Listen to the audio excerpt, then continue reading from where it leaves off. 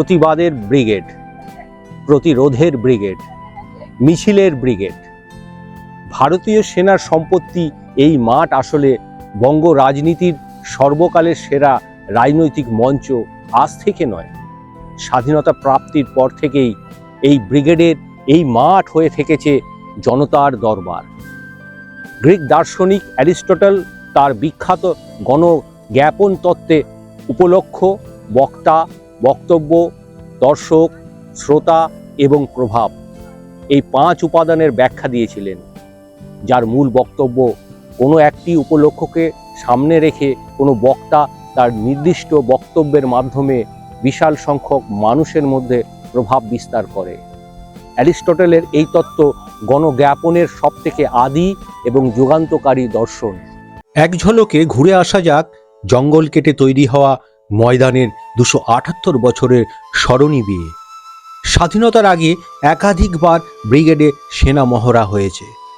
হাতে বন্দুক নিয়ে ঊর্ধ্বধারী সেনা বহুবার কদমতাল অভ্যাস করেছে। এই ব্রিগেডেই সভা করেছেন স্বাধীনতা সংগ্রামীরা। প্রথম বিশ্বযুদ্ধের পর ভারতে মাথাচাড়া দিয়ে উঠেছিল ব্রিটিশ বিরোধী আন্দোলন। তাই কড়া হাতে প্রতিবাদ দমন করতে বিচারপতি সিডনি রাউলেট 5 সদস্যের সেডিশন কমিশন তৈরি করেন। সেই কমিশনের সুপারিশেই কার্যকরী হয় রাউলেট আইন। এই আইনে সরকার বিরোধী কার্যকলাপের অভিযোগ যে কোনো ব্যক্তিকে তথ্য প্রমাণ ছাড়াই অনির্দিষ্ট সময়ের জন্য আটকে রাখা যেত। তখন স্বাধীনতার দাবিতে গোটা দেশ উত্তাল। কলকাতা পুড়ছে আন্দোলনের ঝাঁঝে। ব্রিগেডে আগুন ঝরা সব বক্তব্য রাখছেন স্বাধীনতা সংগ্রামীরা। ব্রিটিশ রাজকে উৎখাত করতে গোটা ভারত তখন মৃত্যু ঘণ্টা বাজিয়ে দিয়েছিল ইংরেজদের বিরুদ্ধে। দেখে চোখ টাটালেও ব্রিটিশদের তখন কিছুই করার ছিল না। অবশেষে দেশ স্বাধীন হলো। 1949 সালে দেশের প্রথম প্রধানমন্ত্রী জওহরলাল নেহরু এলেন ব্রিগেডে। লক্ষ লক্ষ মানুষ সেদিন বিজয় উৎসব পালন করতে দল বেঁধে এসেছিলেন এই ব্রিগেডে। সুদূর ইংল্যান্ডে বসেও সম্ভবত বুক কেঁপে গিয়েছিল ইংরেজদের। দেশ তখন সবেমাত্র স্বাধীন হয়েছে। দেশভাগের পর একটু একটু করে গড়ে উঠেছে সরকারি ব্যবস্থা। চারপাশে ব্রিটিশ বিদায়ের ছাপ স্পষ্ট। কলকাতা জুড়ে 144 ধারা। সেই কারফিউ শিথিল হলো 2 ঘন্টার জন্যে। আর তাতেই জনজোয়ার ব্রিগেডে। 1949 সালের 14 জুলাই প্রধানমন্ত্রী জওহরলাল নেহরুর বক্তব্য শুনতে হাজির হলেন লাখো লাখো মানুষ। পরদিন খবরের কাগজের প্রথম পাতায় বড় বড় করে ছাপা হলো ব্রিগেডে 10 লক্ষ লোক।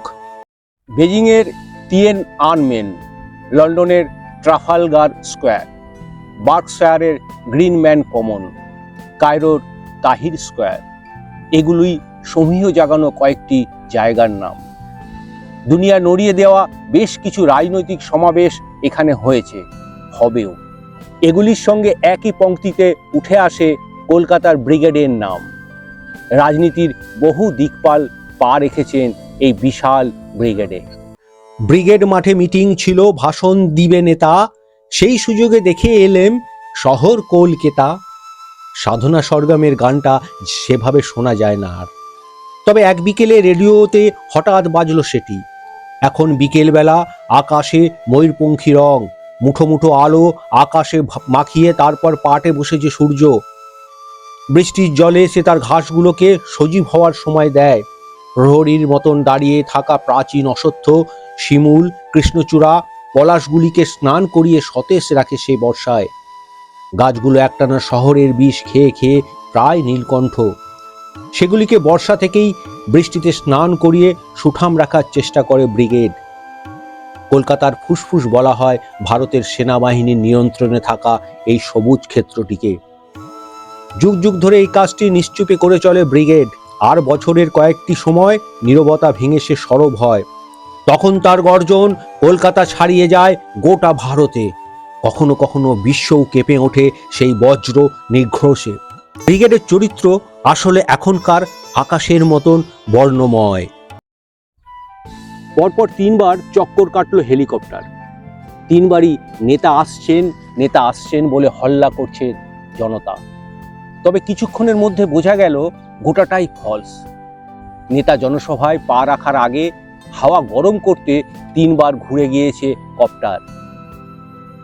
কোথা থেকে কে জানে, নেতা কিন্তু এলেন সড়ক পথে, 4 চাকা গাড়িতে। বক্তৃতা হলোই। ব্যালট পেপারের হিসেব কষতে কষতে নেতাবাবু ফিরে গেলেন আবার। কি ছিলেম আর কি হইলাম ইত্যাদি ভাবতে ভাবতে বাড়ির পথ ধরল জনতাও। সন্ধে নামলো। ব্রিগেড মুচকি হেসে পাশ ফিরে শুয়ে ভাবতে লাগলো, আসছে ভোটে আবার হবে। নিরাপত্তা ব্যবস্থা মজবুত করতে 1758 সালে গোবিন্দপুরে ফোর্ট উইলিয়ামের দুর্গ তৈরির কাজ শুরু হলো। তখন গোটা এলাকাটি ঘন জঙ্গলে ঢাকা। নির্বিচারে গাছ কেটে বন সাফ করে ফেললো গোরা সাহেবরা।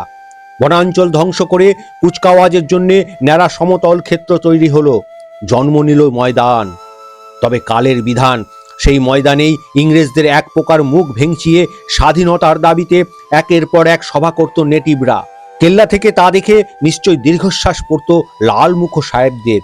ইন্টেলেকচুয়াল পলিটিক্সে কলকাতা তথা বাঙালির জুড়ি মেলা ভার। ব্রিগেড সেই পলিটিক্সের ধাত্রীভূমি।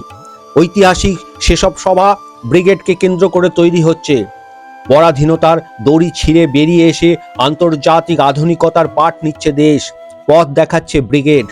নড়বড় করতে থাকা পা ক্রমশ শক্ত হচ্ছে, স্বাবলম্বী হচ্ছে দেশ। গোটা বিষয়টা কাছ থেকে দেখছে ব্রিগেড।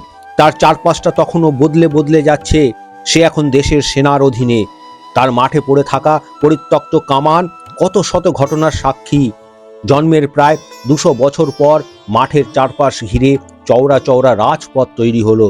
দেখলো পেল্লায় সব বাড়ি তৈরি হচ্ছে। মাঠের গাছগুলির মাথা ছাড়িয়ে সে বাড়ি আকাশ ছুলো। কলকাতার স্কাইলাইন পাল্টাতে লাগলো ব্রিগেডের চোখের সামনে।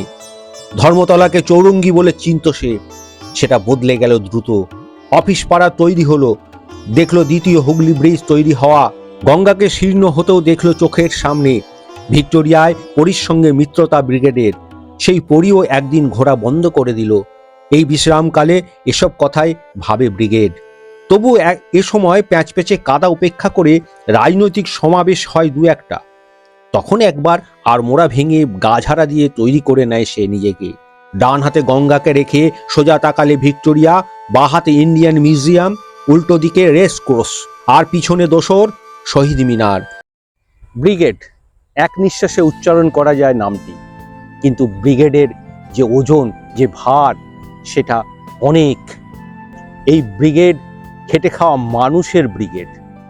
এই ব্রিগেড আম জনতার অধিকার আদায়ের ব্রিগেড।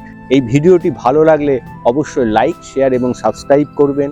জিরো ব্যালেন্সের সঙ্গে থাকবেন, ভালো থাকবেন, সুস্থ থাকবেন, প্রতিরোধে থাকবেন, নিজের অধিকার আদায়ের মিছিলেই হাঁটবেন, এই আশা রাখি। বন্দে মাতরম, জয় হিন্দ, ইনকলাব জিন্দাবাদ। এরপর আবার ব্রিগেডে মিটিং হবে, রাস্তায় যানজট। ব্রিগেডে মিটিং শেষ, ফুরায় না সংকট। ব্রিগেডে মিটিং হবে অনেক উঁচুতে মাচা। ব্রিগেডে মিটিং শেষ, বড্ড নিচুতে বাঁচা। ব্রিগেডে মিটিং হবে, মানুষ উত্তেজিত। কি করে বাঁচবে লোকে? কেউ যদি বলে দিত